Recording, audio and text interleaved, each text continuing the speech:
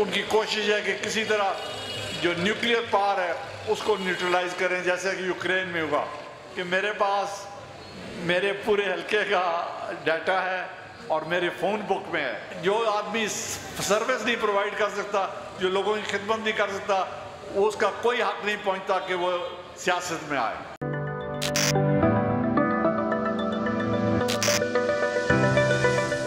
अस्सलाम वालेकुम नाज़रीन, मैं हूं आपका मेज़बान AK आज़ाद। आप देख रहे हैं नवाया इंसान। नाज़रीन, इस वक्त रात के 12:15 का टाइम है।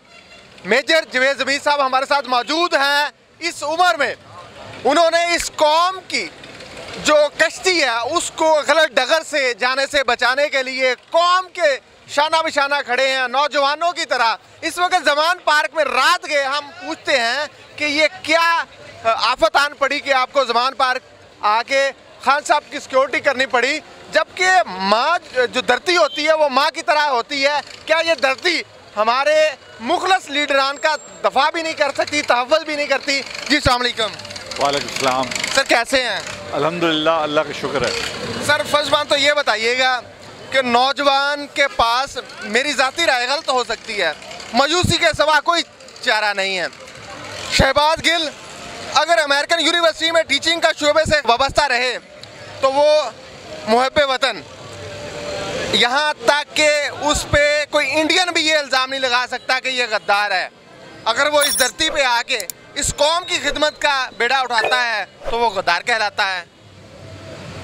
मोहतरम, बात यह है कि आज मुल्क जिस हालात से गुजर रहा है वहाँ पर बदी की फोर्सेस और नेकी की फोर्सेस में एक जंग है, और ये जंग पाकिस्तान की बका की जंग भी है।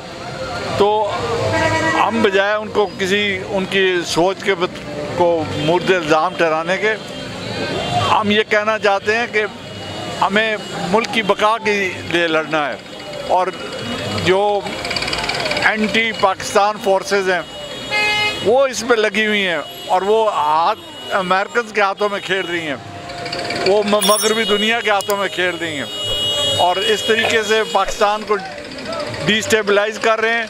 और एक दिन उनकी कोशिश है कि किसी तरह जो न्यूक्लियर पावर है उसको न्यूट्रलाइज करें, जैसे कि यूक्रेन में हुआ। ये जो हाइब्रिड वॉरफेयर है ये उसका हिस्सा है, और हम लोग, हमारी कौम ये सोच समझ नहीं रही कि किस तरीके से पाकिस्तान को डिस्टेबलाइज किया जा रहा है। जंग हम पर मुसल्लत नहीं की जा सकती। तो ये तरीक़ाकार मौजूदा वक्त में, मौजूदा हालात में अपनाया गया हुआ है।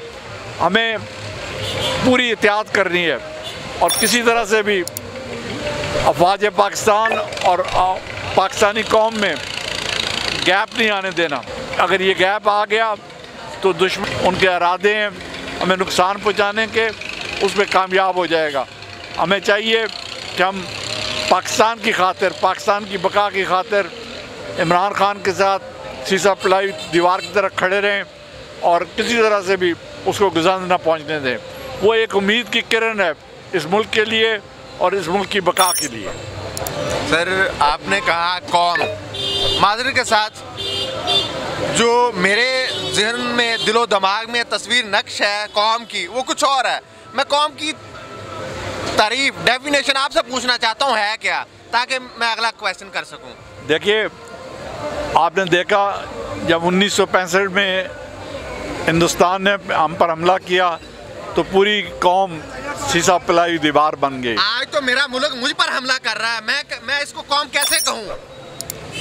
ये कौम वही है, हालात मुश्किल हैं।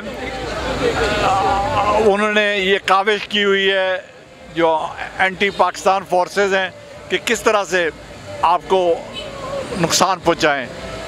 ये कौम वही कौम है, सिर्फ इसको डायरेक्शन की चाहिए, इसको लीडरशिप चाहिए, और वो लीडरशिप सिर्फ इमरान खान की सूरत में है। उसको तो -1 करने के फार्मूले आजमाए जा रहे हैं। शेख रशीद ने आज ऐसे करके कहा कि मेरी वफादारियां तब्दील करने की बात हो रही है। देखिए,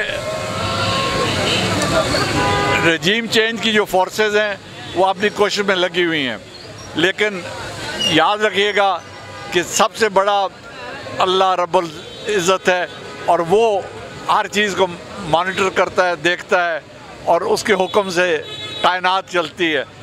किसी यजीद के हाथों ये काम नहीं हो सकता।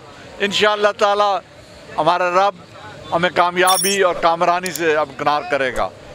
सर, आपके बारे में मशहूर है कि आपके हलके में फॉर एग्जाम्पल 5 लाख वोट है, 3 लाख वोट है, तो 3 लाख बंदे का आपके पास नंबर, उनका फैमिली में आना जाना, दुख दर्द में उनके साथ खड़े होना, ये जज्बा ये बाकी लोगों के लिए मुश्किलात नहीं पैदा कर रहे? जो सियासतदान जब इलेक्शन हो फिर एरिया में जाना, हलके में जाना, उनके लिए तो आप ज़मीन तंग कर रहे हैं। ये बिल्कुल दुरुस्त कह रहे हैं आप। ये आपको पता नहीं कहाँ से ये अखज़ हो गया। ये दुरुस्त है कि मेरे पास मेरे पूरे हलके का डाटा है और मेरे फ़ोन बुक में है, और इंशाअल्लाह ताला हम सब लोगों को रीच आउट कर रहे हैं। हमारा मुद्दा और मकसद खिदमत करना है, सर्विस देना है और लोगों में उम्मीद की किरण जगाए रखना है, क्योंकि उम्मीद की किरण यास ख़त्म हो जाए तो लोग एक तरह से पीछे हट जाते हैं। तो इंशाअल्लाह ताला हम हर एक को रीच आउट कर रहे हैं।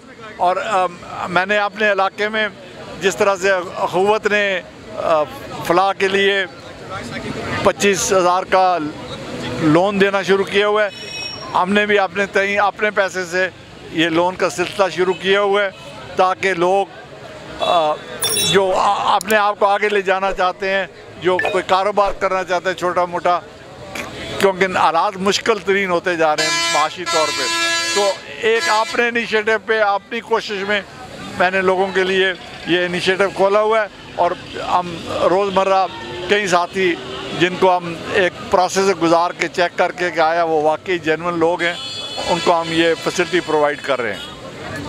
सर, मेरा इस क्वेश्चन का एक हिस्सा बाकी रह गया कि आप बाकी लोगों के लिए ये तो मुश्किलात पैदा कर रहे हैं, जो सिर्फ इलेक्शन के दिनों में वो डुडुकी बजाने के लिए, सबज बगा दिखाने के लिए अवाम में नज़र आते हैं। ये बिल्कुल आप मजाक कह रहे हैं कि बहुत सारे साथी हैं जो सिर्फ मौसम देखते हैं और उस वक्त जागते हैं। ये मुसलसल सिलसिला होना चाहिए। We should serve the people and जो आदमी सर्विस नहीं प्रोवाइड कर सकता, जो लोगों की खिदमत नहीं कर सकता, उसका कोई हक नहीं पहुंचता कि वो सियासत में आए। जी, बहुत शुक्रिया sir, thank you very much.